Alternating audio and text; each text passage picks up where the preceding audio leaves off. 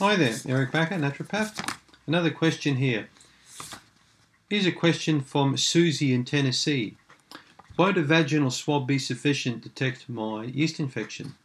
That's a good question, Susie, and one I get asked, every now and then from different patients. Women are often used to going to a doctor for a vaginal swab to determine the presence of a yeast infection. To make sure that, it's a bacterial infection or a yeast infection. They just want to know what kind of infection they've got, So it's important to remember, though, that a swab does not differentiate between a Candida infection and a vaginal colony of normally occurring vaginal Candida. The cotton swab is sampling the surface of the vaginal wall, and it won't tell you if your immune system is actually involved. Or if it's been producing antibodies against the Candida itself. The test will only indicate what's going on locally and not systemically. The other problem with the vaginal sampling is that if you've been using a pessary or been douching the area, or it's been sanitized to a degree, then it might return a false reading. You may not get a positive response, and that could really throw you out, and then you really won't know what's going on there. So you didn't think about those points, did you? No, I'll bet you didn't. And this catches quite a few people out.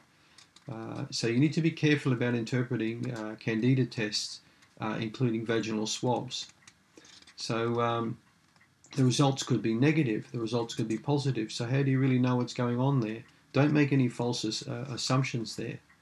And a vaginal swab doesn't necessarily always determine the presence of a yeast infection for that reason. So, you may want to think carefully about having that douche or that pessary just prior to getting the vaginal sampling done. That's a good point there. So look at the totality of your symptoms as well to see, what other kind of problems do you have, like fatigue, digestive problems, gas, bloating, sugar cravings. These things could also alert you towards a yeast infection. So be particularly careful there. So I hope this answers your question. So there are more questions and a lot more answers you'll find on my YouTube channel, so be sure to have a look. And if the question's not there, go to candidacrusher.com and ask me the question, and I'll be sure to reply.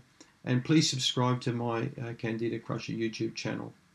And furthermore, if you really want to know more about the female yeast infection, do my online survey at yeastinfection.org. That will give you some good pointers as well. I hope that's answered your question. Thank you.